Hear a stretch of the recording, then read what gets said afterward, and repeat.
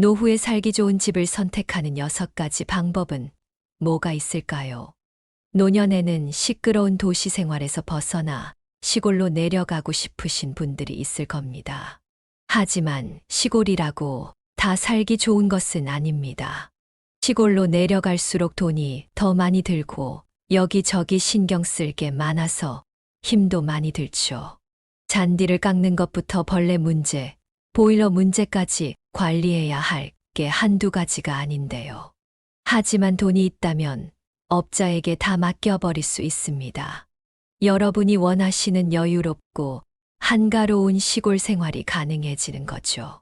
만약에 여기서 더 금전적인 여유가 되신다면 도시에는 작은 집을 사두고 시골에는 전원주택을 분산해서 사세요. 4도 3촌 방식으로 나누어서 사시면 장단점이 보완되고 좋습니다. 도시에는 원룸이나 작은 집을 소유하면 좋은데요. 그 이유는 바로 시골 집은 구하거나 나중에 관리할 때 손이 많이 가기 때문입니다. 난방이 잘 되어 있는지 꼭 확인해야 하고 습기가 많은 집은 피해야 합니다. 단열도 잘 되고 습기가 없는 곳에 집을 짓고 여름용, 겨울용으로 분산해서 집을 지으면 난방비도 적게 들어갑니다. 집을 구할 때 너무 큰 집만 피하시면 손해볼 게 없습니다. 하지만 그놈의 돈이 없으니 문제겠죠. 게다가 시골집을 사면 위험한 이유가 며칠 지나면 동네 길당 주인과 이장이 다가옵니다. 그때부터 시골 생활이 시작되는 겁니다. 노년에는 조용히 지내보려고 시골에 내려갔는데 이거 도와달라, 저거 해달라 뻔뻔하게 요구하는 노인들도 있습니다. 아니면 텃세를 부리며 니는 누구냐? 뭔데 여기 와서 살고 있냐 묻는 사람들도 있습니다. 여성분들은 특히 더 위험하죠. 자기 집으로 와서 요리를 해달라고 하거나 불쾌하게 구는 남자들도 있습니다. 모든 시골 사람들이 그렇다는 것은 아니지만 시골이란 생각보다 폐쇄적인 사회입니다. 지연, 학연, 혈연으로 똘똘 뭉쳐있는 거죠. 그래서 거기서 시달리다가 호구, 노예로 살지 아니면 떠나버릴지 고민하다가 병 생기고 머리털 다 빠질 수 있습니다. 그렇다면 이외에도 노후에 살기 좋은 집을 선택하는 6가지 방법은 무엇인지 사연을 통해 알아보도록 하겠습니다. 박씨 할아버지는 평소 시끄러운 도시의 소음과 복잡한 인간관계에 질려 공기 좋고 낭만적인 시골 생활을 꿈꿔 오셨습니다. 하지만 편리한 도시 생활이 좋다는 아내의 완강한 견해로 마음을 접고 계셨죠. 그러던 어느 날, 그날은 할아버지 부부가 국내 여행을 갔다가 돌아오는 길이었습니다. 할아버지는 고속도로에서 빠져나와 국도로 들어가셨고 내비와 씨름하며 지름길을 찾으시다가 그만 길을 잘못 들어버리셨습니다. 그 길은 어느 산의 정상으로 향해 있었는데 길은 꼬불꼬불했지만 관리가 잘 되어 있어서 넓고 쾌적했습니다.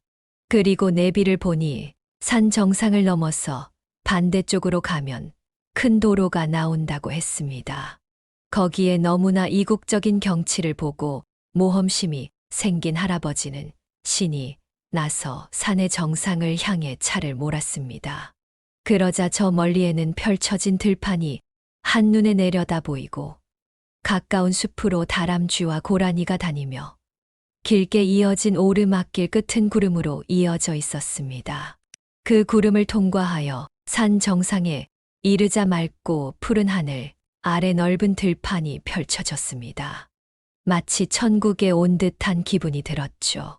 그래서 할아버지는 이 산에 한눈에 반해버리고 말았습니다. 아니, 이렇게 넓고 아름다운 평지가 산 정상에 있다니. 아니, 우리나라에 이렇게 아름답고 특별한 곳이 있다는 걸 여태 몰랐다니. 하지만 할아버지는 내색을 할 수 없었습니다. 할머니가 워낙 시골을 싫어하셔서 눈치가 보였기 때문이었습니다. 하지만 일이 그렇게 되려고 그랬는지 할머니도 경치를 잃고 감상하고 계셨습니다. 세상에 이런 풍경은 처음 봐요. 할머니는 자기도 모르게 이런 감탄사를 입 밖에 내셨습니다. 아내의 입에서 이런 말이 나오니 할아버지는 신이 나셨습니다. 거기에 마침 집이랑 멀지도 않아서 가끔 드라이브 오기에도 딱이었습니다. 그렇게 할아버지네 부부는 시간이 날 때마다 이곳을 찾았습니다. 밤이면 반짝이는 은하수 아래 안개 자욱한 들판에 핀 꽃을 보고 있으면 마치 신이 된 듯한 착각마저 들었습니다. 그러던 어느 날 할아버지는 산 정상 들판에 예쁜 집이 지어져 있는 것을 보게 되었고 호기심에 그 집 앞에 차를 세우게 되었습니다. 가까이서 보니 그 집은 완성하기 직전 상태의 집이었습니다. 산 정상의 들판 중에서도 명당 자리에 자리 잡은 그 집은 2층 창문을 열고 테라스에 올라가면 주변이 한눈에 내려다 보였습니다. 그리고 그 집 앞에는 작은 컨테이너 사무실이 있었는데 60대 건축사 사장님이 혼자 이 집을 짓고 계신다는 것이었습니다. 사장님은 멋진 은발 머리에 인상도 좋아 보이시고 사람에 대한 배려가 몸에 배인 분이셨습니다. 할아버지가 인사를 하자 사장님은 친절하게 안내를 하면서 자기 소개를 했습니다. 제가 젊어서는 도로 건설업을 했었습니다. 그런데 그 일이 너무 힘이 들어 지금은 은퇴를 했어요. 그래서 이젠 조용히 집이나 지으면서 여생을 보내려고 합니다. 이렇게 좋은 곳에 좋은 마음으로 집을 지어서 좋은 이웃들까지 들어오면 참 좋을 것 같아요. 그리고 젊어서 여기저기 상한 몸이 이 산에만 오면 아프지 않다고. 그래서 사장님은 이제 이곳을 운명의 안식처로 생각하며 살기로 하셨답니다. 제가 이 산에만 오면 아프던 몸이 호전이 되는데요. 가만히 그 이유를 추측해 보건대 이 산에는 야생 약초가 많이 피거든요. 그래서 이 약초들이 뿜어내는 약성 때문에 숨만 쉬어도 몸이 호전되는 게 아닐까 싶어요. 그래서 전국을 다 다녀봐도 이만한 곳은 없다고. 여길 찾은 할아버지네는 그동안 복을 많이 지었다고. 그래서 남은 여생 동안 그 복을 돌려받는 거라고 웃으며 말씀하셨습니다. 그런 사장님의 모습이 여느 달아빠진 집장사 같지 않았던 할아버지 부부는 이내 마음을 열게 되었고 그렇게 전원 생활은 운명처럼 할아버지 부부에게 다가왔습니다. 도시에 있던 집을 정리하고 사장님이 짓던 그 전원주택에 매매 계약을 하게 된 것이죠. 그러자 사장님은 너무 고마워하셨습니다. 그래서 담내로 타일과 세면대, 그리고 전등과 싱크대를 할아버지 부부가 직접 선택하게 해 주었습니다. 그래도 혹시 몰라서 건축 사기라도 당할까봐 마을 이장님이며 마을 사람들까지 만나서 사장님의 뒤를 캐고 다녔던 할아버지는 자신의 행동이 너무 부끄러웠습니다. 심지어 사장님은 이렇게 말씀하셨습니다. 여기 바로 옆에 내 사무실이 있으니까 집에 문제가 생기면 언제든 불러요. 밤 12시에 연락해도 괜찮아요. 그냥 가족이라 생각하고 언제든지 연락해요. 건축에 대해 아무것도 몰랐던 할아버지는 사장님이 얼마나 든든했는지 몰랐습니다. 아파트야 여기저기 고장나면 관리실에 연락하면 되지만 단독주택은 처음이라 어떻게 해야 할지 몰랐기 때문이었습니다. 그렇게 계약은 완료되었고 사장님은 마무리 공사를 시작하셨습니다. 할아버지 부부는 이사 준비를 하시면서 전원 생활의 꿈에 부풀었습니다. 그런데 문제는 그때부터였습니다. 공사 기간이 생각보다 길어지기 시작했습니다. 약속했던 공사 기한이 한 달이나 지났는데도 마무리 공사가 끝나질 않았습니다. 마루며 방문이며 도배며 이런 사소하지만 중요한 공사가 여기저기 널려 있는데 건축사 사장은 나타나질 않았고 공사는 대체 끝날 기미가 보이질 않았습니다. 그리고 결국 이사 날짜가 다가와서 할아버지는 사장님을 찾아가서 사정을 해보았지만, 안 그래도 어제 인부를 불렀는데 지금은 시간이 안 된다네요. 걱정 마세요. 제가 꼭 해줄게요. 사장님은 사과도 없이 계속 이런 말만 반복하는 것이었습니다. 결국 할아버지 부부는 마루도 안 깔리고 방문도 없는 상태에서 이사를 들어올 수밖에 없었습니다. 얼마나 되어 있는 공사가 없었으면 이삿짐 센터 사장님이 황당해 했습니다. 아니, 새로 이사 오는 집이 이게 뭐야? 이거 해도 너무한 것 같은데. 그 말을 들은 건축사 사장님은 갑자기 그 온화하던 표정을 일그러뜨리며 이렇게 말했습니다. 아니, 당신이 뭔데 참견이야? 이삿짐 나르러 온 거면 빨리 짐이나 날라주고 당신 갈 길이나 가. 할아버지 부부는 처음 보는 사장님의 험악한 모습에 놀랐지만 이미 공사 잔금은 다 치른 뒤라 어쩔 수 없었습니다. 그저 사정사정해서 화장실 문이라도 달아달라 부탁하는 수밖에요. 사장도 화장실 문까지 좀 그랬는지 달아주기는 했지만 그마저도 온통 사람 애라는 애는 다 먹이고 난 후였습니다. 문제는 그뿐만이 아니었습니다. 마루도 안 깔려서 두 부부는 집안에서 신발을 신고 다녀야 했으며 식사 때에도 페인트 깡통에 쭈그리고 앉아서 밥을 먹어야 했습니다. 마당에 깔아주겠다는 자갈도 옆집 갈 때 같이 하겠다고 했습니다. 그래서 비가 오면 마당이 온통 진흙탕이 되어 엉망이었습니다. 그리고 정원의 잔디도 한 평 정도 듬성듬성 깔다가 버렸습니다. 심지어 집 뒤 외부 벽돌은 붙여주지도 않았습니다. 처음엔 나중에라도 꼭 해줄 거라 믿었지만 그 상태로 6개월이 지나자 생각이 달라졌습니다. 이게 바로 그 말로만 듣던 건축 사기였던 것이었습니다. 그때부터 할아버지는 사장만 보면 집 마무리 공사를 하라고 독촉하기 시작했고 그때마다 사장은 나중에 하겠다는 말만 반복했습니다. 이쯤 되니 더 이상 아름다운 경치는 눈에 들어오지 않았고 몸이 낫는다는 공기를 마셔도 오히려 기분만 나빴습니다. 게다가 설상가상으로 천장에서 비가 새었습니다. 외풍이 얼마나 센지 겨울에는 노숙을 하는 것처럼 추웠습니다. 보일러를 틀어도 바닥만 뜨거울 뿐 공기는 데워지지 않았습니다. 토목 공사도 제대로 안 해서 외부의 습기가 집으로 다 흘러 들어왔습니다. 그래서 반지하 방처럼 집안 여기저기에 곰팡이가 피었습니다. 그리고 그 건축사 사장은 옆집 공사와 아랫집 공사도 맡았었는데 그때마다 마무리를 제대로 해 주지 않아서 계속 분란이 일었습니다. 할아버지는 그제서야 이 사람이 뻔뻔한 건축 사기꾼이라는 것을 확신하고 소송을 걸게 되었습니다. 그런데 형사소송은 사장이 도망가지 않아서 걸리지 않았고 민사소송만이 해당되었습니다. 집은 미완성 상태로 방치되는 민사소송은 어찌나 시간이 걸리는지 몰랐습니다. 민사재판은 2달에 한 번씩 형식적으로 열리다가 연말이 되면 판사가 바뀌면서 봄까지 인수인계를 하는 시기니 재판이 끝날 리가 없었습니다. 판사들은 마치 폭탄 돌리기처럼 어떻게든 책임을 안 지는 쪽으로 일을 하면서 임기 1년을 채우고 변호사 개업을 하는 데에만 신경을 썼습니다.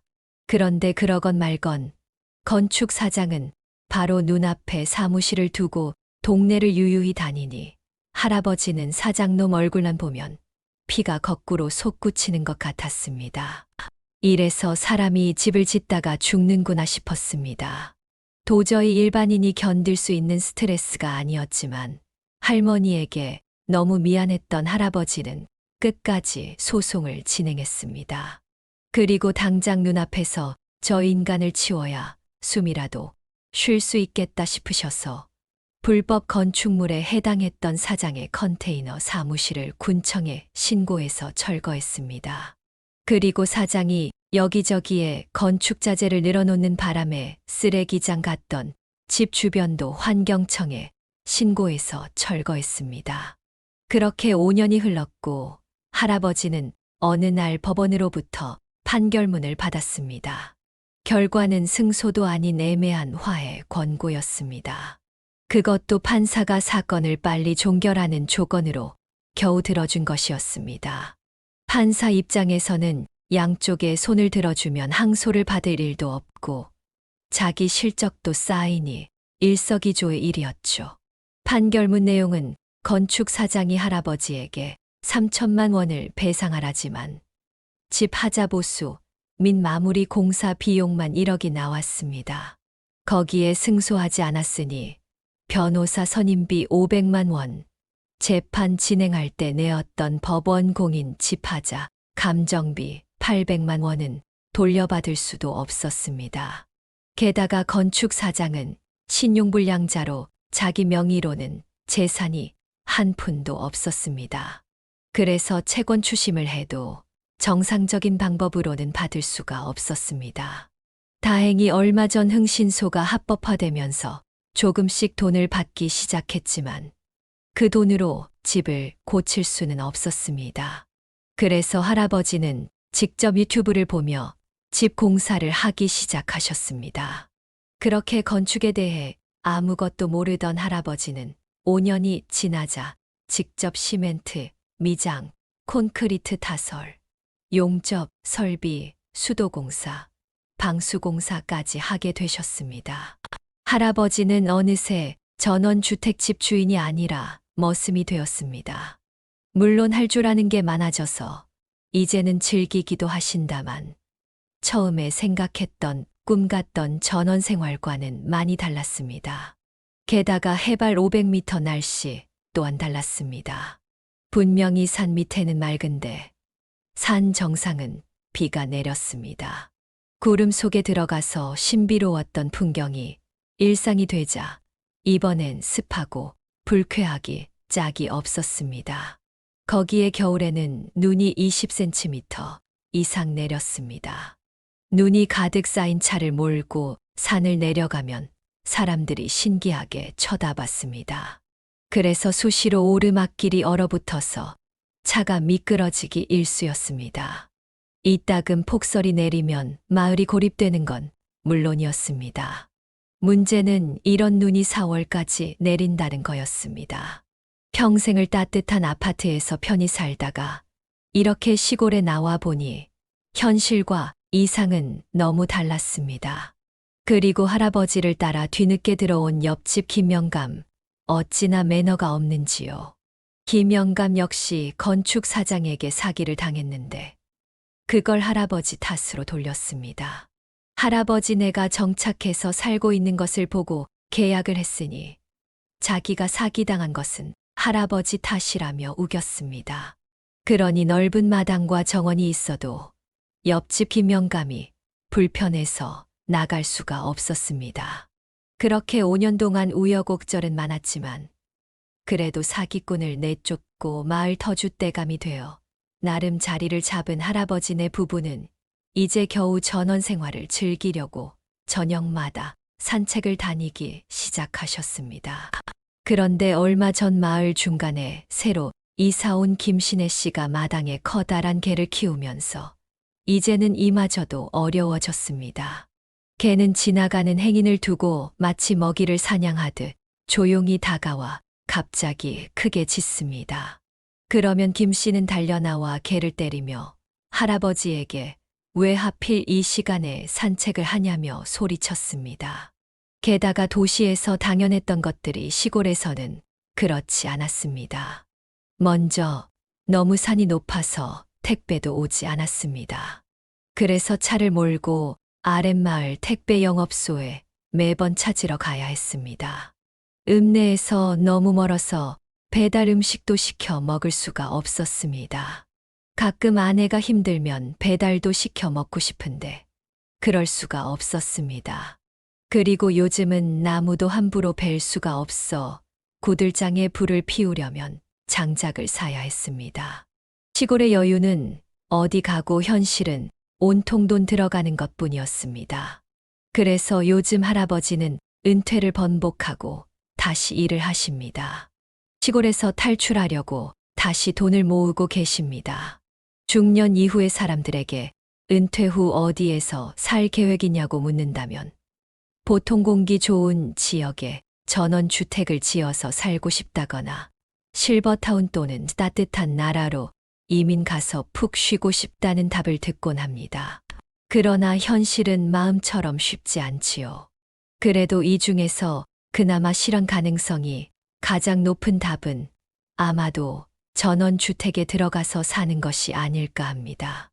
여러분들도 한 번쯤 머릿속으로 공기 맑고 경치 좋은 전원에 예쁜 집을 짓고 푸른 잔디가 깔린 마당에서 바비큐 파티를 하는 장면을 그려보신 적이 있지 않으신가요? 그러고 보면 우리에게의 집은 무엇일까요? 밤이 오면 소쩍새와 부엉이가 울고 연못에 개구리는 목이 터져라 소리 지르던 이른 봄, 넓은 뜰에 배추와 고추, 상추를 심고 고양이들과 함께 정을 붙이고 사는 것.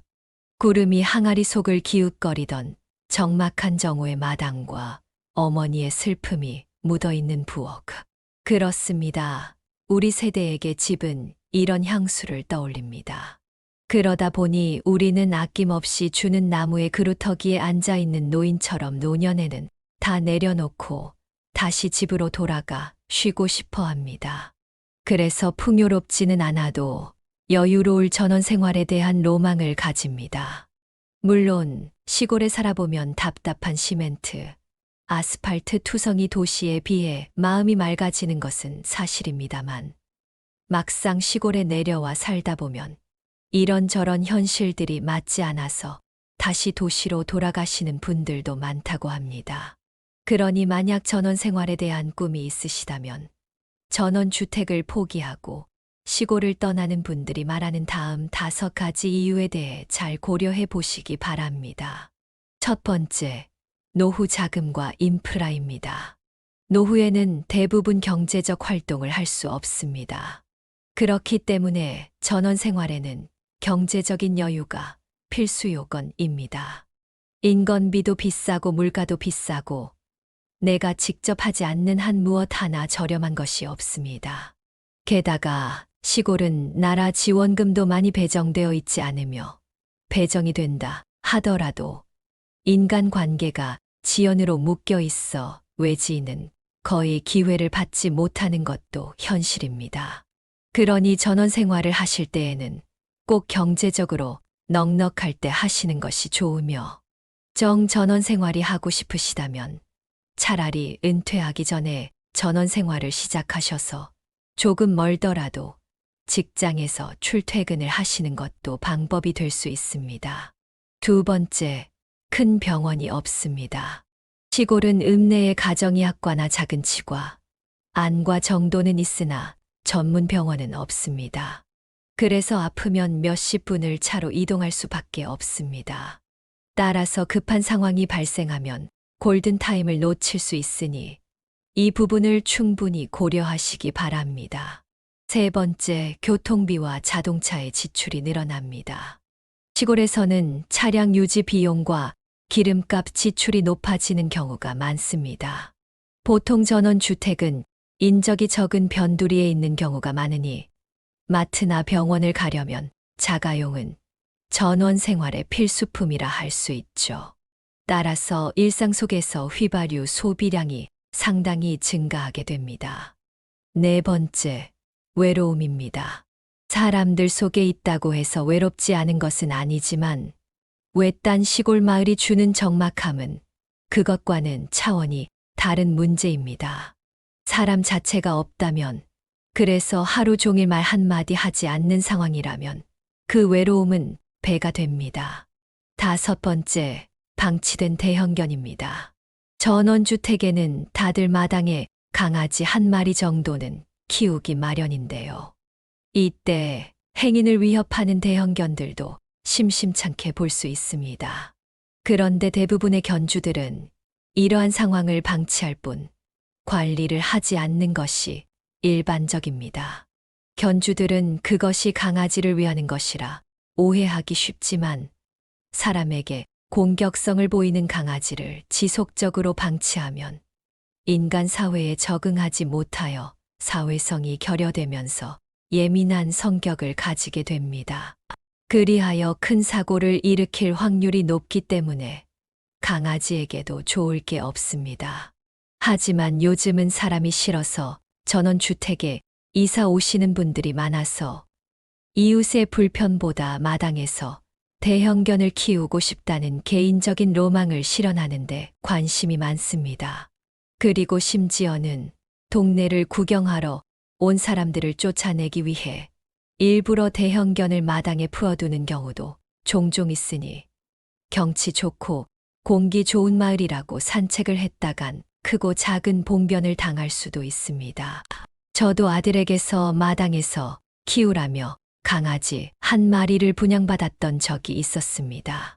저는 괜찮다고 손사래를 쳤지만 이 시골에 살면서 마당에 강아지 한 마리쯤은 키워야 하는 거 아니냐며 지인에게 분양받은 귀여운 백구를 안겨주었습니다.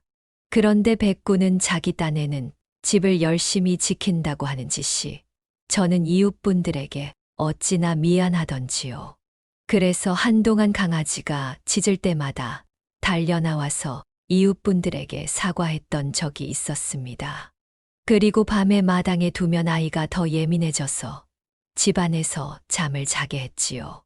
그리고 아침 저녁으로 산책을 시키느라 쉴 수가 없었습니다. 그러자 아들 녀석이 미안했는지 자기가 키우겠다고 강아지를 다시 데려간다고 해서 속으로 얼마나 안도를 했는지 모릅니다. 여기까지 전원 생활을 하기 전에 우리가 고려해 보아야 할 것들에 대해서 알아보았는데요. 물론 전원 생활이라고 해서 불편한 것만 있는 것은 아니며 이런 리스크를 감수할 만큼의 장점도 많이 있는 것도 사실입니다. 전원주택의 장점은 주로 정서적인 측면에 있기 때문에 번잡하고 시끄러운 소음이 체질에 맞지 않으신 분들에게는 좋은 선택이 될 수도 있습니다. 다만 일시적으로 사람과 소음에 지친 분들에게는 추천드리고 싶지 않습니다. 그러하신 분들은 일시적으로는 전원 생활이 맞을 수 있으나 몇 개월이나 몇 년을 사시다 보면 다시 사람과 도시가 그리워질 테니까요.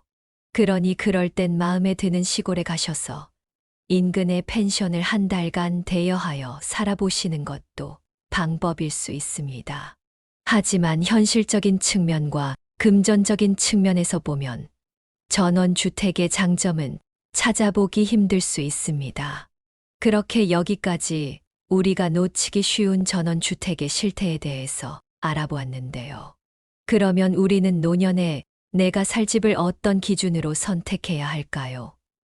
그것은 바로 남들의 시선과 재산에 대한 마음을 내려놓고 나에게 가장 평온한 주거 환경을 찾아서 노후 생활을 추구하는 것입니다. 즉, 사회적인 통념을 벗어나서 보다 실용적이고 경제적인 관점에서 접근하는 것이죠. 그러면 지금부터 여러분들께 이러한 관점으로 후에 살기 좋은 집을 고르는 방법을 몇 가지 추천해 보겠습니다. 첫 번째, 의료, 시설과 편의 시설 위주로 찾으세요. 나이가 들면 밥보다 약을 더 많이 먹는다는 슬픈 말이 있습니다. 이것은 그만큼 고령자가 되면 병원에 갈 일이 매우 많아진다는 말이죠. 그런데 병원이 멀리 있어 제때 치료를 못 받게 된다면 더 큰 병을 만들 수 있기 때문에 노후에는 되도록 병원이 가까운 곳을 거주지로 알아보는 것은 어떠실런지요. 또한 거주지 주변에 각종 편의 시설이 가까이 있어야 생활이 편리해지고 삶의 질이 높아지기 때문에 이 또한 고려하시는 것을 추천해 드립니다. 두 번째, 교통망이 잘 된 곳을 찾으세요. 고령자들은 스스로 이동하기가 점점 힘들어집니다. 게다가 차량 운전하는 것도 갈수록 힘들어지지요. 따라서 지하철과 버스와 같은 교통망이 잘 된 곳에 주거지가 있는 것이 좋습니다. 65세 이상은 지하철을 무료로 탑승할 수 있어 지하철이 잘 되어 있는 지역에 가는 것도 좋은 선택이라 할 수 있습니다.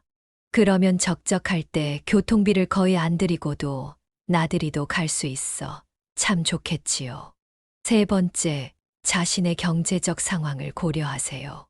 무작정 집을 팔고 집을 보러 다니는 것은 추천드리고 싶지 않습니다. 요즘은 자재비가 올라 집값이 어마어마하게 상승했습니다. 그래서 지방이라고 만만히 보다가는 집값과 땅값을 보고 깜짝 놀랄 수가 있습니다.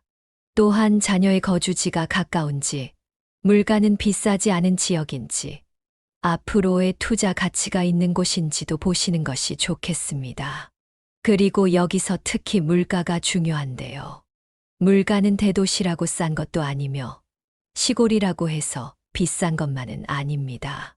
그 지역의 물류, 유통망의 사정에 따라 다르지요. 그 예로 제가 사는 곳은 지방이지만 지역 마트가 경쟁을 하고 있어 물가가 대도시에 비해서 훨씬 싼 편입니다. 그래서 사는 곳을 정하시기 전에 미리 지역 마트를 돌며 전반적인 물가를 한번 체크하시는 것도 좋은 방법이 될 것이라 생각합니다. 네 번째, 내려놓으세요. 만약 여러분들께서 이런저런 이유로 이사가 여의치 않으시다면 그냥 지금 계시는 곳에서 사시는 것은 어떨까요? 우리는 나이가 들수록 익숙한 장소에 애착이 커지며 낯선 장소나 환경에 적응이 느린 경향을 보입니다. 따라서 오랫동안 봐왔던 이웃이 있고 익숙한 삶의 동선이 있는 내 집에서 좀 더 나이의 조건에 맞춰서 조금씩 꾸며 가시는 것은 어떨까요? 그러기 위해서 우리는 먼저 과거의 소유물과 경험들이 우리에게 무거운 짐이 되었음을 인지하고 그것을 하나씩 버리는 일을 해야 합니다. 그래서 물질적인 것들에 대한 애착을 떠나 단순하게 삶의 본질에 집중해 보는 것입니다. 물론 바라보고 있으면 추억에 젖어드는 정든 물건들이 없을 수는 없지만 특히 우리는 경제적 어려움을 겪었던 세대이기에 무엇보다 소유가 중요하지만 정리는 버리는 데서 시작하기에 물건을 만졌을 때 가슴이 설레지 않는 물건은 과감하게 버려보시는 것은 어떨까요? 그렇게 정리가 끝나고 비워진 공간을 나의 나이와 상황에 맞게 재배치해 보는 것입니다. 그러면 아이의 방은 서재가 되거나 안 쓰던 창고가 공방이 될 수도 있습니다. 실제로 보건복지부가 실시한 2020년 노인 실태 조사에서 응답자의 83%가 건강이 유지된다면 현재 집에서 계속 거주하기를 희망했다고 합니다. 그중 56.5%는 거동이 불편해져서 제공되는 서비스를 받으며 현재 거주지에서 계속 살고 싶다고 밝혔습니다. 물론 상황과 상관없이 내 집만을 계속 주장하는 것이 꼭 옳은 방법은 아니겠지만 개조 계획을 잘 세운다면 익숙한 공간에서 안정적으로 여생을 보낼 수 있지 않을까 생각합니다. 우리에게 있어 집은 태초에 평평한 들판의 중력을 거스르고 하늘을 향해 수직으로 뻗은 기둥이 세워지면서 생겨났습니다. 그렇게 생긴 기둥이 지붕을 받쳐서 비바람을 막아주어 옷과 음식만큼 집도 중요해지게 되었습니다. 제가 어릴 땐 아버지들이 직접 나무를 베고 진흙을 개어 기와와 슬레이트 지붕을 올려서 집을 지었습니다. 그래서 방에서 누워 천장을 보면 아버지가 뒷산에서 자른 통나무 석가래가 구불구불 춤을 추었죠. 추운 겨울날 이불 속에 들어가 있으면 바깥은 춥지도 않은지 구불구불한 석가래는 거꾸로 앉아 있었습니다. 그러다 블록 벽돌에 미장한 새빵집으로 이사가고 나중에는 연탄 보일러가 들어가는 아파트라는 곳으로 이사를 갔습니다. 그래서 뉴스에서는 매년마다 연탄 가스가 새어나와 일가족이 사망했다는 안타까운 소식이 들렸죠. 그러던 어느 날은 무슨 바람이 불었는지 문득 제가 어릴 적에 살던 집이 궁금해졌습니다. 그래서 생각이 난 김에 차를 타고 그 동네로 가 본 적이 있었습니다. 그런데 어릴 적 제가 살던 그 집은 도로가 되어 있었습니다. 마당 한 모퉁이에 출처를 알 수 없고 얼마나 오래 묵었는지도 알 수 없는 국군 헬멧에 줄을 매달아 그것으로 물을 퍼올리던 우물도 사라졌습니다. 마루에서 들리던 엄마의 다듬이질 소리, 연신 혀를 차면서도 끝까지 신문을 읽던 아버지도 이제 없습니다. 황망한 마음에 저는 하늘이 무너질까봐 잠을 설쳤죠. 제 마음 속에서마저 그 집이 무너질까 겁이 났습니다. 제가 기억하지 않는다면 그 집은 영영 사라져 버린 집이니까요. 그리고 한편으로는 이렇게 생각했죠. 어쩌면 우리가 꿈꾸는 집이란 지금은 사라지고 없는 고향집 같은 것이지 않을까. 기억을 더듬어가며 타오르는 옛 감정이지 않을까 하고 말입니다. 그리고 어느 여행자는 말합니다. 자기에게 집이란 그렇게 돈이 많아도 돈을 쓸 가치가 없는 것이라고 말입니다. 그가 태어날 때부터 집을 지고 태어나는 달팽이라면 모를까요? 그는 집에 있기보다 여행하는 날이 더 많기 때문입니다. 그리고 또 어떤 이는 말합니다. 가장 훌륭한 시는 아직 쓰여지지 않았고 가장 아름다운 노래는 아직 불려지지 않았기에 당신의 최고의 날은 아직 살지 않은 내일부터라고 말입니다. 그러니 그러한 여러분들의 최고의 날인 남은 생을 위해서라도 이제는 남의 눈치나 과거의 기억은 내려두시고 여러분들 스스로가 느끼기에 제일 편안한 집을 찾아보시는 것은 어떨런지요. 그곳이 도시건 시골이든 지금 살고 있는 나의 집이건 상관없이 말입니다. 한편 도시의 도로가에서 2km 이내에 있는 주택에서 사는 사람들이 조기 사망이 높았다는 조사가 있습니다. 반대로 숲이 많은 곳에 사는 사람들이 장수하더라는 조사도 있지요.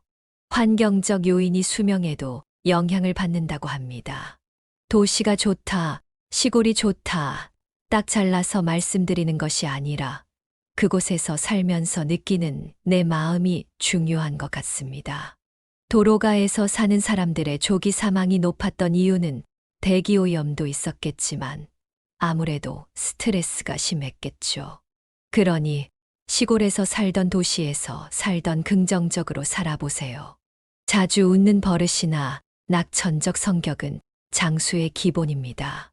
그러니 집에만 있지 마시고 친구를 만나거나 자연을 보고 걸어보세요. 무리해서 근사한 집에서 살려고 하지 마시고 노년에 쓸 수 있는 경제력을 갖춘 다음 적당한 집을 구해서 사는 게 좋습니다. 그렇게 산다면 시멘트 회색 도시에서 살지라도 기쁘게 사실 수 있을 겁니다. 여기까지 노후에 살기 좋은 집을 선택하는 6가지 방법에 대해 알아봤고요. 끝까지 들어주셔서 감사합니다. 노후에 살기 좋은 집을 선택하는 6가지 방법은 뭐가 있을까요? 노년에는 시끄러운 도시 생활에서 벗어나 시골로 내려가고 싶으신 분들이 있을 겁니다. 하지만 시골이라고 다 살기 좋은 것은 아닙니다. 시골로 내려갈수록 돈이 더 많이 들고 여기저기 신경 쓸 게 많아서 힘도 많이 들죠. 잔디를 깎는 것부터 벌레 문제, 보일러 문제까지 관리해야 할 게 한두 가지가 아닌데요. 하지만 돈이 있다면 업자에게 다 맡겨버릴 수 있습니다. 여러분이 원하시는 여유롭고 한가로운 시골 생활이 가능해지는 거죠. 만약에 여기서 더 금전적인 여유가 되신다면 도시에는 작은 집을 사두고 시골에는 전원주택을 분산해서 사세요. 4도 3촌 방식으로 나누어서 사시면 장단점이 보완되고 좋습니다. 도시에는 원룸이나 작은 집을 소유하면 좋은데요. 그 이유는 바로 시골집은 구하거나 나중에 관리할 때 손이 많이 가기 때문입니다. 난방이 잘 되어 있는지 꼭 확인해야 하고 습기가 많은 집은 피해야 합니다. 단열도 잘 되고 습기가 없는 곳에 집을 짓고 여름용, 겨울용으로 분산해서 집을 지으면 난방비도 적게 들어갑니다. 집을 구할 때 너무 큰 집만 피하시면 손해볼 게 없습니다. 하지만 그놈의 돈이 없으니 문제겠죠. 게다가 시골집을 사면 위험한 이유가 며칠 지나면 동네 길당 주인과 이장이 다가옵니다. 그때부터 시골 생활이 시작되는 겁니다. 노년에는 조용히 지내보려고 시골에 내려갔는데 이거 도와달라, 저거 해달라 뻔뻔하게 요구하는 노인들도 있습니다. 아니면 텃세를 부리며 니는 누구냐, 뭔데 여기 와서 살고 있냐 묻는 사람들도 있습니다. 여성분들은 특히 더 위험하죠. 자기 집으로 와서 요리를 해달라고 하거나 불쾌하게 구는 남자들도 있습니다. 모든 시골 사람들이 그렇다는 것은 아니지만 시골이란 생각보다 폐쇄적인 사회입니다. 지연, 학연, 혈연으로 똘똘 뭉쳐 있는 거죠.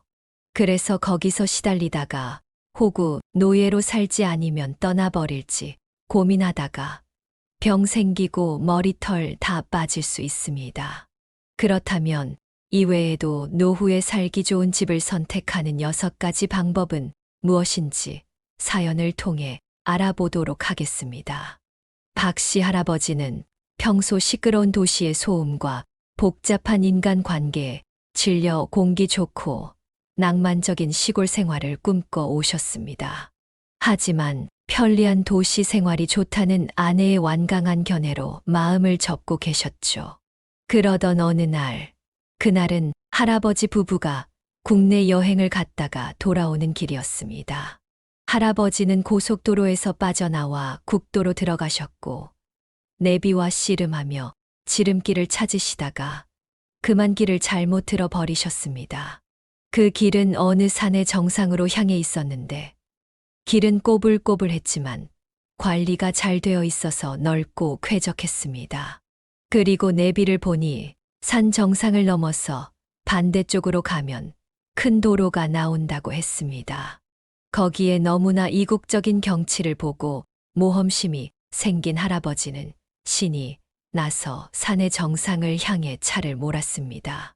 그러자 저 멀리에는 펼쳐진 들판이 한눈에 내려다 보이고 가까운 숲으로 다람쥐와 고라니가 다니며 길게 이어진 오르막길 끝은 구름으로 이어져 있었습니다.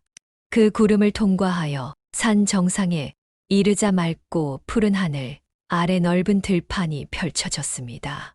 마치 천국에 온 듯한 기분이 들었죠.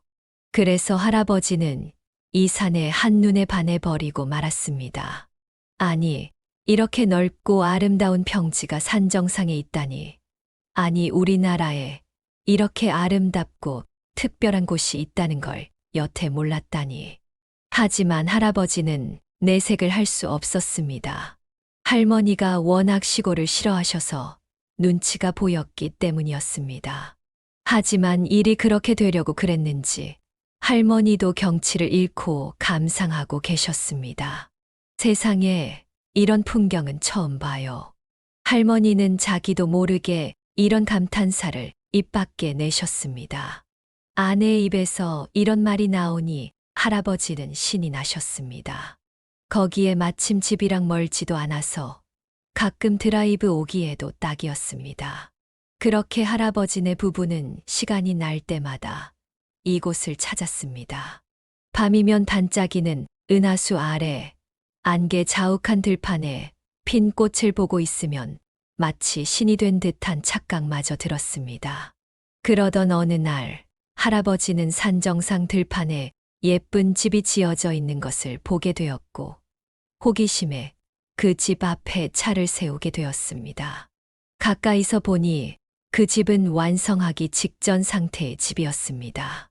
산 정상의 들판 중에서도 명당 자리에 자리 잡은 그 집은 2층 창문을 열고 테라스에 올라가면 주변이 한눈에 내려다 보였습니다.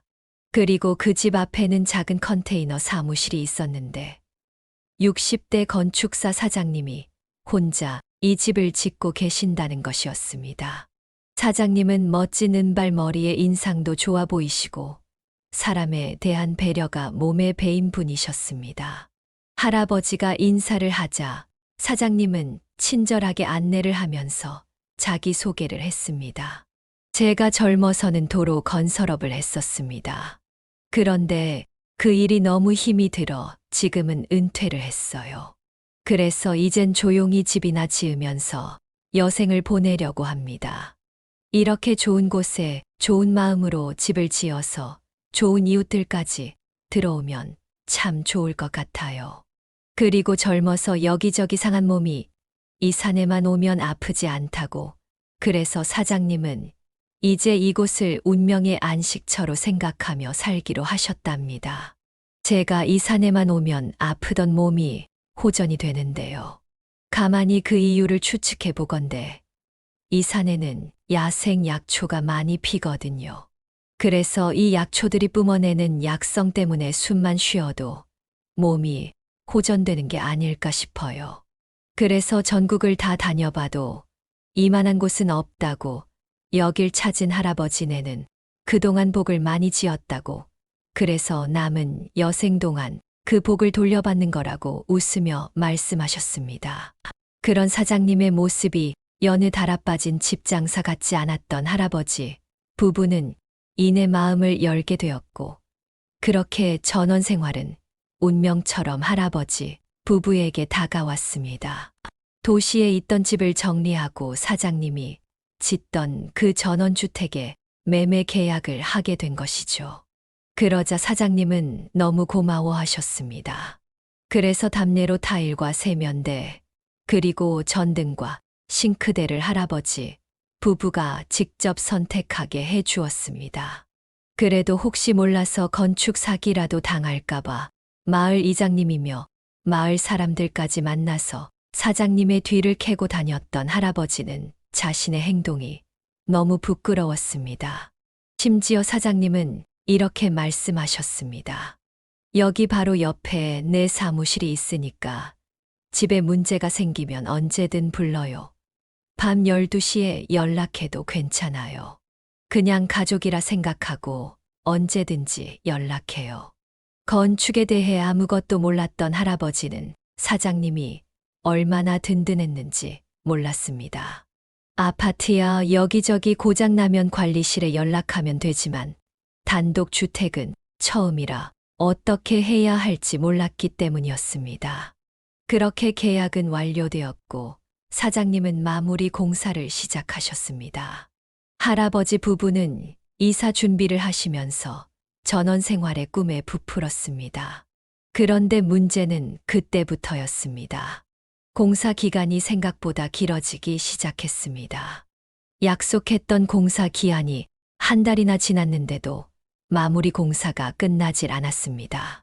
마루며 방문이며 도배며 이런 사소하지만 중요한 공사가 여기저기 널려 있는데 건축사 사장은 나타나질 않았고 공사는 대체 끝날 기미가 보이질 않았습니다. 그리고 결국 이사 날짜가 다가와서 할아버지는 사장님을 찾아가서 사정을 해보았지만 안 그래도 어제 인부를 불렀는데 지금은 시간이 안 된다네요. 걱정 마세요. 제가 꼭 해줄게요. 사장님은 사과도 없이 계속 이런 말만 반복하는 것이었습니다. 결국 할아버지 부부는 마루도 안 깔리고 방문도 없는 상태에서 이사를 들어올 수밖에 없었습니다. 얼마나 되어 있는 공사가 없었으면 이삿짐 센터 사장님이 황당해 했습니다. 아니, 새로 이사 오는 집이 이게 뭐야? 이거 해도 너무한 것 같은데. 그 말을 들은 건축사 사장님은 갑자기 그 온화하던 표정을 일그러뜨리며 이렇게 말했습니다. 아니, 당신이 뭔데 참견이야? 이삿짐 나르러 온 거면 빨리 짐이나 날라주고 당신 갈 길이나 가. 할아버지 부부는 처음 보는 사장님의 험악한 모습에 놀랐지만 이미 공사 잔금은 다 치른 뒤라 어쩔 수 없었습니다. 그저 사정사정해서 화장실 문이라도 달아달라 부탁하는 수밖에요. 사장도 화장실 문까지 좀 그랬는지 달아주기는 했지만 그마저도 온통 사람 애라는 애는 다 먹이고 난 후였습니다. 문제는 그뿐만이 아니었습니다. 마루도 안 깔려서 두 부부는 집안에서 신발을 신고 다녀야 했으며 식사 때에도 페인트 깡통에 쭈그리고 앉아서 밥을 먹어야 했습니다. 마당에 깔아주겠다는 자갈도 옆집 갈 때 같이 하겠다고 했습니다. 그래서 비가 오면 마당이 온통 진흙탕이 되어 엉망이었습니다. 그리고 정원의 잔디도 한 평 정도 듬성듬성 깔다가 버렸습니다. 심지어 집 뒤 외부 벽돌은 붙여주지도 않았습니다. 처음엔 나중에라도 꼭 해줄 거라 믿었지만 그 상태로 6개월이 지나자 생각이 달라졌습니다. 이게 바로 그 말로만 듣던 건축 사기였던 것이었습니다. 그때부터 할아버지는 사장만 보면 집 마무리 공사를 하라고 독촉하기 시작했고, 그때마다 사장은 나중에 하겠다는 말만 반복했습니다. 이쯤 되니 더 이상 아름다운 경치는 눈에 들어오지 않았고, 몸이 낫는다는 공기를 마셔도 오히려 기분만 나빴습니다. 게다가 설상가상으로 천장에서 비가 새었습니다. 외풍이 얼마나 센지 겨울에는 노숙을 하는 것처럼 추웠습니다. 보일러를 틀어도 바닥만 뜨거울 뿐 공기는 데워지지 않았습니다. 토목 공사도 제대로 안 해서 외부의 습기가 집으로 다 흘러 들어왔습니다. 그래서 반지하 방처럼 집안 여기저기에 곰팡이가 피었습니다. 그리고 그 건축사 사장은 옆집 공사와 아랫집 공사도 맡았었는데 그때마다 마무리를 제대로 해 주지 않아서 계속 분란이 일었습니다. 할아버지는 그제서야 이 사람이 뻔뻔한 건축 사기꾼이라는 것을 확신하고 소송을 걸게 되었습니다. 그런데 형사소송은 사장이 도망가지 않아서 걸리지 않았고 민사소송만이 해당되었습니다. 집은 미완성 상태로 방치되는 민사소송은 어찌나 시간이 걸리는지 몰랐습니다. 민사재판은 2달에 한 번씩 형식적으로 열리다가 연말이 되면 판사가 바뀌면서 봄까지 인수인계를 하는 시기니 재판이 끝날 리가 없었습니다. 판사들은 마치 폭탄 돌리기처럼 어떻게든 책임을 안 지는 쪽으로 일을 하면서 임기 1년을 채우고 변호사 개업을 하는 데에만 신경을 썼습니다. 그런데 그러건 말건 건축 사장은 바로 눈앞에 사무실을 두고 동네를 유유히 다니니 할아버지는 사장놈 얼굴만 보면 피가 거꾸로 솟구치는 것 같았습니다. 이래서 사람이 집을 짓다가 죽는구나 싶었습니다. 도저히 일반인이 견딜 수 있는 스트레스가 아니었지만 할머니에게 너무 미안했던 할아버지는 끝까지 소송을 진행했습니다. 그리고 당장 눈앞에서 저 인간을 치워야 숨이라도 쉴 수 있겠다 싶으셔서 불법 건축물에 해당했던 사장의 컨테이너 사무실을 군청에 신고해서 철거했습니다. 그리고 사장이 여기저기에 건축자재를 늘어놓는 바람에 쓰레기장 같던 집 주변도 환경청에 신고해서 철거했습니다. 그렇게 5년이 흘렀고 할아버지는 어느 날 법원으로부터 판결문을 받았습니다. 결과는 승소도 아닌 애매한 화해 권고였습니다. 그것도 판사가 사건을 빨리 종결하는 조건으로 겨우 들어준 것이었습니다. 판사 입장에서는 양쪽에 손을 들어주면 항소를 받을 일도 없고 자기 실적도 쌓이니 일석이조의 일이었죠. 판결문 내용은 건축 사장이 할아버지에게 3천만 원을 배상하라지만 집 하자 보수 및 마무리 공사 비용만 1억이 나왔습니다. 거기에 승소하지 않았으니 변호사 선임비 500만 원, 재판 진행할 때 내었던 법원 공인 집하자 감정비 800만 원은 돌려받을 수도 없었습니다. 게다가 건축 사장은 신용불량자로 자기 명의로는 재산이 한 푼도 없었습니다. 그래서 채권 추심을 해도 정상적인 방법으로는 받을 수가 없었습니다. 다행히 얼마 전 흥신소가 합법화되면서 조금씩 돈을 받기 시작했지만 그 돈으로 집을 고칠 수는 없었습니다. 그래서 할아버지는 직접 유튜브를 보며 집 공사를 하기 시작하셨습니다. 그렇게 건축에 대해 아무것도 모르던 할아버지는 5년이 지나자 직접 시멘트, 미장, 콘크리트 타설, 용접, 설비, 수도공사, 방수공사까지 하게 되셨습니다. 할아버지는 어느새 전원주택집 주인이 아니라 머슴이 되었습니다. 물론 할 줄 아는 게 많아져서 이제는 즐기기도 하신다만 처음에 생각했던 꿈 같던 전원 생활과는 많이 달랐습니다. 게다가 해발 500m 날씨 또한 달랐습니다. 분명히 산 밑에는 맑은데 산 정상은 비가 내렸습니다. 구름 속에 들어가서 신비로웠던 풍경이 일상이 되자 이번엔 습하고 불쾌하기 짝이 없었습니다. 거기에 겨울에는 눈이 20cm 이상 내렸습니다. 눈이 가득 쌓인 차를 몰고 산을 내려가면 사람들이 신기하게 쳐다봤습니다. 그래서 수시로 오르막길이 얼어붙어서 차가 미끄러지기 일쑤였습니다. 이따금 폭설이 내리면 마을이 고립되는 건 물론이었습니다. 문제는 이런 눈이 4월까지 내린다는 거였습니다. 평생을 따뜻한 아파트에서 편히 살다가 이렇게 시골에 나와 보니 현실과 이상은 너무 달랐습니다. 그리고 할아버지를 따라 뒤늦게 들어온 옆집 김영감, 어찌나 매너가 없는지요. 김영감 역시 건축 사장에게 사기를 당했는데 그걸 할아버지 탓으로 돌렸습니다. 할아버지네가 정착해서 살고 있는 것을 보고 계약을 했으니 자기가 사기당한 것은 할아버지 탓이라며 우겼습니다.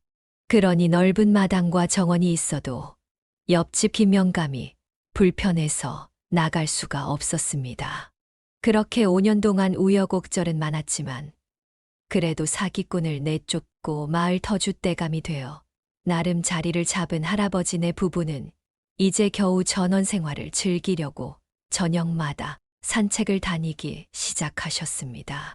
그런데 얼마 전 마을 중간에 새로 이사 온 김신혜 씨가 마당에 커다란 개를 키우면서 이제는 이마저도 어려워졌습니다. 개는 지나가는 행인을 두고 마치 먹이를 사냥하듯 조용히 다가와 갑자기 크게 짖습니다. 그러면 김 씨는 달려나와 개를 때리며 할아버지에게 왜 하필 이 시간에 산책을 하냐며 소리쳤습니다. 게다가 도시에서 당연했던 것들이 시골에서는 그렇지 않았습니다. 먼저 너무 산이 높아서 택배도 오지 않았습니다. 그래서 차를 몰고 아랫마을 택배 영업소에 매번 찾으러 가야 했습니다. 읍내에서 너무 멀어서 배달 음식도 시켜 먹을 수가 없었습니다. 가끔 아내가 힘들면 배달도 시켜 먹고 싶은데 그럴 수가 없었습니다. 그리고 요즘은 나무도 함부로 벨 수가 없어 구들장에 불을 피우려면 장작을 사야 했습니다. 시골의 여유는 어디 가고 현실은 온통 돈 들어가는 것뿐이었습니다. 그래서 요즘 할아버지는 은퇴를 번복하고 다시 일을 하십니다. 시골에서 탈출하려고 다시 돈을 모으고 계십니다. 중년 이후의 사람들에게 은퇴 후 어디에서 살 계획이냐고 묻는다면 보통 공기 좋은 지역에 전원주택을 지어서 살고 싶다거나 실버타운 또는 따뜻한 나라로 이민 가서 푹 쉬고 싶다는 답을 듣곤 합니다. 그러나 현실은 마음처럼 쉽지 않지요. 그래도 이 중에서 그나마 실현 가능성이 가장 높은 답은 아마도 전원주택에 들어가서 사는 것이 아닐까 합니다.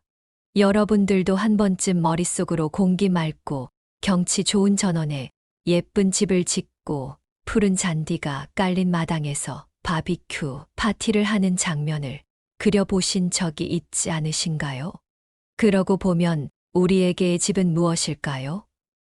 밤이 오면 소쩍새와 부엉이가 울고 연못에 개구리는 목이 터져라 소리 지르던 이른 봄, 넓은 뜰에 배추와 고추, 상추를 심고 고양이들과 함께 정을 붙이고 사는 것. 구름이 항아리 속을 기웃거리던 적막한 정오의 마당과 어머니의 슬픔이 묻어있는 부엌. 그렇습니다. 우리 세대에게 집은 이런 향수를 떠올립니다. 그러다 보니 우리는 아낌없이 주는 나무의 그루터기에 앉아있는 노인처럼 노년에는 다 내려놓고 다시 집으로 돌아가 쉬고 싶어 합니다. 그래서 풍요롭지는 않아도 여유로울 전원 생활에 대한 로망을 가집니다. 물론 시골에 살아보면 답답한 시멘트, 아스팔트 투성이 도시에 비해 마음이 맑아지는 것은 사실입니다만 막상 시골에 내려와 살다 보면 이런저런 현실들이 맞지 않아서 다시 도시로 돌아가시는 분들도 많다고 합니다. 그러니 만약 전원 생활에 대한 꿈이 있으시다면 전원주택을 포기하고 시골을 떠나는 분들이 말하는 다음 5가지 이유에 대해 잘 고려해 보시기 바랍니다. 첫 번째, 노후 자금과 인프라입니다. 노후에는 대부분 경제적 활동을 할 수 없습니다. 그렇기 때문에 전원 생활에는 경제적인 여유가 필수 요건입니다. 인건비도 비싸고 물가도 비싸고 내가 직접 하지 않는 한 무엇 하나 저렴한 것이 없습니다. 게다가 시골은 나라 지원금도 많이 배정되어 있지 않으며 배정이 된다 하더라도 인간관계가 지연으로 묶여 있어 외지인은 거의 기회를 받지 못하는 것도 현실입니다. 그러니 전원 생활을 하실 때에는 꼭 경제적으로 넉넉할 때 하시는 것이 좋으며 전원 생활이 하고 싶으시다면 차라리 은퇴하기 전에 전원 생활을 시작하셔서 조금 멀더라도 직장에서 출퇴근을 하시는 것도 방법이 될 수 있습니다. 두 번째, 큰 병원이 없습니다. 시골은 읍내의 가정의학과나 작은 치과, 안과 정도는 있으나 전문 병원은 없습니다. 그래서 아프면 몇십 분을 차로 이동할 수밖에 없습니다. 따라서 급한 상황이 발생하면 골든타임을 놓칠 수 있으니 이 부분을 충분히 고려하시기 바랍니다. 세 번째, 교통비와 자동차의 지출이 늘어납니다. 시골에서는 차량 유지 비용과 기름값 지출이 높아지는 경우가 많습니다. 보통 전원주택은 인적이 적은 변두리에 있는 경우가 많으니 마트나 병원을 가려면 자가용은 전원 생활의 필수품이라 할 수 있죠. 따라서 일상 속에서 휘발유 소비량이 상당히 증가하게 됩니다. 네 번째, 외로움입니다. 사람들 속에 있다고 해서 외롭지 않은 것은 아니지만 외딴 시골 마을이 주는 적막함은 그것과는 차원이 다른 문제입니다. 사람 자체가 없다면, 그래서 하루 종일 말 한마디 하지 않는 상황이라면 그 외로움은 배가 됩니다. 다섯 번째, 방치된 대형견입니다. 전원주택에는 다들 마당에 강아지 한 마리 정도는 키우기 마련인데요. 이때 행인을 위협하는 대형견들도 심심찮게 볼 수 있습니다. 그런데 대부분의 견주들은 이러한 상황을 방치할 뿐 관리를 하지 않는 것이 일반적입니다. 견주들은 그것이 강아지를 위하는 것이라 오해하기 쉽지만 사람에게 공격성을 보이는 강아지를 지속적으로 방치하면 인간 사회에 적응하지 못하여 사회성이 결여되면서 예민한 성격을 가지게 됩니다. 그리하여 큰 사고를 일으킬 확률이 높기 때문에 강아지에게도 좋을 게 없습니다. 하지만 요즘은 사람이 싫어서 전원주택에 이사 오시는 분들이 많아서 이웃의 불편보다 마당에서 대형견을 키우고 싶다는 개인적인 로망을 실현하는데 관심이 많습니다. 그리고 심지어는 동네를 구경하러 온 사람들을 쫓아내기 위해 일부러 대형견을 마당에 풀어두는 경우도 종종 있으니 경치 좋고 공기 좋은 마을이라고 산책을 했다간 크고 작은 봉변을 당할 수도 있습니다. 저도 아들에게서 마당에서 키우라며 강아지 한 마리를 분양받았던 적이 있었습니다. 저는 괜찮다고 손사래를 쳤지만 이 시골에 살면서 마당에 강아지 한 마리쯤은 키워야 하는 거 아니냐며 지인에게 분양받은 귀여운 백구를 안겨주었습니다. 그런데 백구는 자기 딴에는 집을 열심히 지킨다고 하는 짓이 저는 이웃분들에게 어찌나 미안하던지요. 그래서 한동안 강아지가 짖을 때마다 달려나와서 이웃분들에게 사과했던 적이 있었습니다. 그리고 밤에 마당에 두면 아이가 더 예민해져서 집안에서 잠을 자게 했지요. 그리고 아침 저녁으로 산책을 시키느라 쉴 수가 없었습니다. 그러자 아들 녀석이 미안했는지 자기가 키우겠다고 강아지를 다시 데려간다고 해서 속으로 얼마나 안도를 했는지 모릅니다. 여기까지 전원 생활을 하기 전에 우리가 고려해 보아야 할 것들에 대해서 알아보았는데요. 물론 전원 생활이라고 해서 불편한 것만 있는 것은 아니며 이런 리스크를 감수할 만큼의 장점도 많이 있는 것도 사실입니다. 전원주택의 장점은 주로 정서적인 측면에 있기 때문에 번잡하고 시끄러운 소음이 체질에 맞지 않으신 분들에게는 좋은 선택이 될 수도 있습니다. 다만 일시적으로 사람과 소음에 지친 분들에게는 추천드리고 싶지 않습니다. 그러하신 분들은 일시적으로는 전원 생활이 맞을 수 있으나 몇 개월이나 몇 년을 사시다 보면 다시 사람과 도시가 그리워질 테니까요.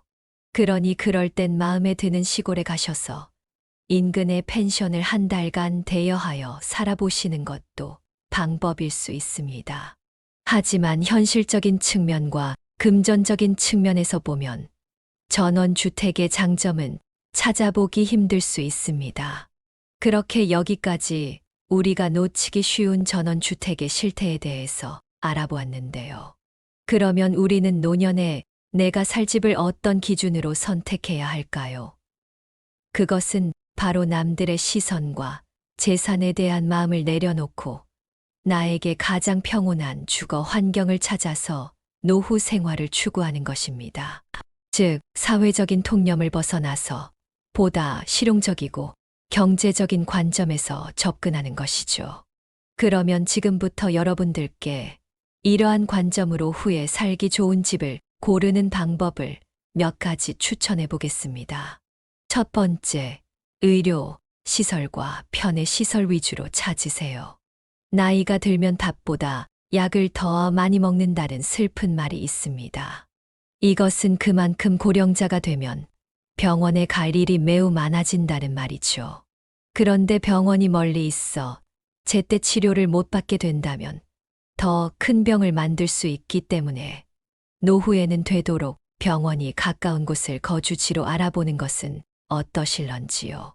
또한 거주지 주변에 각종 편의 시설이 가까이 있어야 생활이 편리해지고 삶의 질이 높아지기 때문에 이 또한 고려하시는 것을 추천해 드립니다. 두 번째, 교통망이 잘 된 곳을 찾으세요. 고령자들은 스스로 이동하기가 점점 힘들어집니다. 게다가 차량 운전하는 것도 갈수록 힘들어지지요. 따라서 지하철과 버스와 같은 교통망이 잘 된 곳에 주거지가 있는 것이 좋습니다. 65세 이상은 지하철을 무료로 탑승할 수 있어 지하철이 잘 되어 있는 지역에 가는 것도 좋은 선택이라 할 수 있습니다. 그러면 적적할 때 교통비를 거의 안 들이고도 나들이도 갈 수 있어 참 좋겠지요. 세 번째, 자신의 경제적 상황을 고려하세요. 무작정 집을 팔고 집을 보러 다니는 것은 추천드리고 싶지 않습니다. 요즘은 자재비가 올라 집값이 어마어마하게 상승했습니다. 그래서 지방이라고 만만히 보다가는 집값과 땅값을 보고 깜짝 놀랄 수가 있습니다. 또한 자녀의 거주지가 가까운지, 물가는 비싸지 않은 지역인지, 앞으로의 투자 가치가 있는 곳인지도 보시는 것이 좋겠습니다. 그리고 여기서 특히 물가가 중요한데요. 물가는 대도시라고 싼 것도 아니며 시골이라고 해서 비싼 것만은 아닙니다. 그 지역의 물류, 유통망의 사정에 따라 다르지요.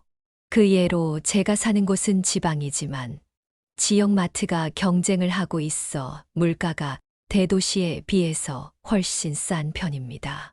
그래서 사는 곳을 정하시기 전에 미리 지역 마트를 돌며 전반적인 물가를 한번 체크하시는 것도 좋은 방법이 될 것이라 생각합니다.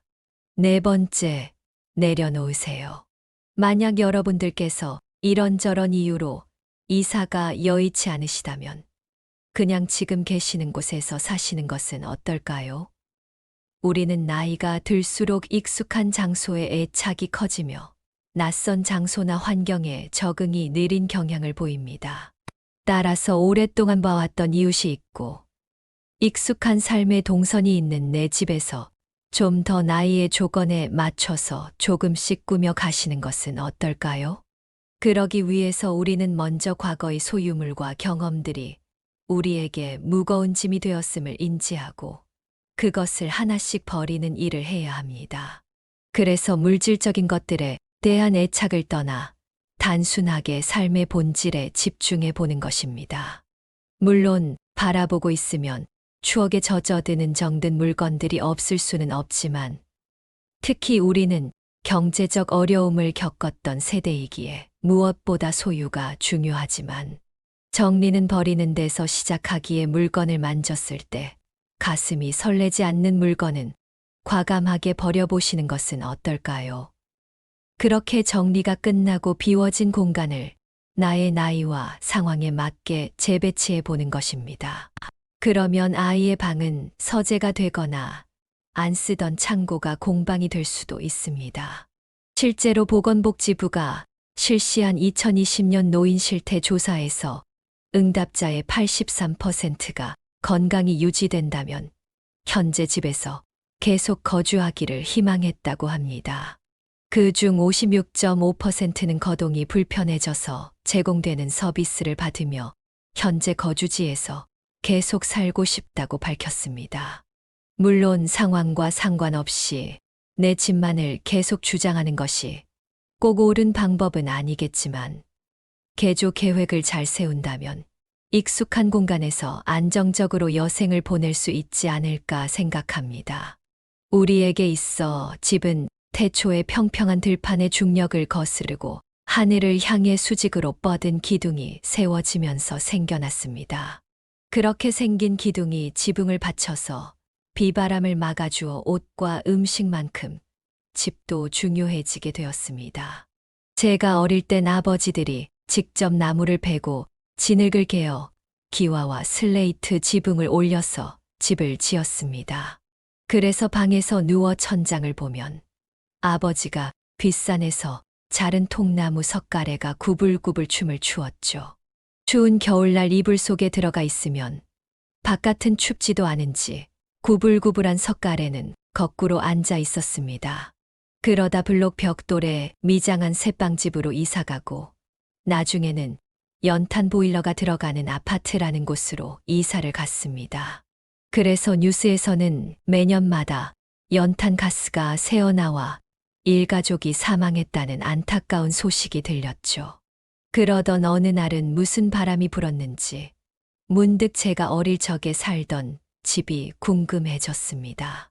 그래서 생각이 난 김에 차를 타고 그 동네로 가 본 적이 있었습니다. 그런데 어릴 적 제가 살던 그 집은 도로가 되어 있었습니다. 마당 한 모퉁이에 출처를 알 수 없고 얼마나 오래 묵었는지도 알 수 없는 국군 헬멧에 줄을 매달아 그것으로 물을 퍼올리던 우물도 사라졌습니다. 마루에서 들리던 엄마의 다듬이질 소리, 연신 혀를 차면서도 끝까지 신문을 읽던 아버지도 이제 없습니다. 황망한 마음에 저는 하늘이 무너질까봐 잠을 설쳤죠. 제 마음속에서마저 그 집이 무너질까 겁이 났습니다. 제가 기억하지 않는다면 그 집은 영영 사라져 버린 집이니까요. 그리고 한편으로는 이렇게 생각했죠. 어쩌면 우리가 꿈꾸는 집이란 지금은 사라지고 없는 고향집 같은 것이지 않을까. 기억을 더듬어가며 타오르는 옛 감정이지 않을까 하고 말입니다. 그리고 어느 여행자는 말합니다. 자기에게 집이란 그렇게 돈이 많아도 돈을 쓸 가치가 없는 것이라고 말입니다. 그가 태어날 때부터 집을 지고 태어나는 달팽이라면 모를까요? 그는 집에 있기보다 여행하는 날이 더 많기 때문입니다. 그리고 또 어떤 이는 말합니다. 가장 훌륭한 시는 아직 쓰여지지 않았고 가장 아름다운 노래는 아직 불려지지 않았기에 당신의 최고의 날은 아직 살지 않은 내일부터라고 말입니다.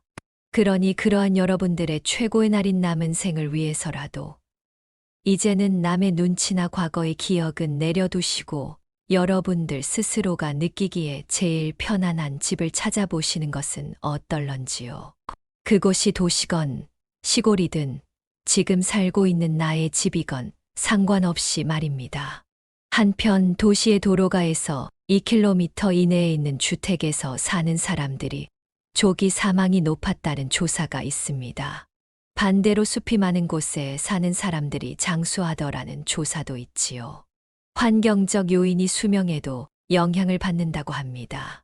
도시가 좋다, 시골이 좋다, 딱 잘라서 말씀드리는 것이 아니라 그곳에서 살면서 느끼는 내 마음이 중요한 것 같습니다.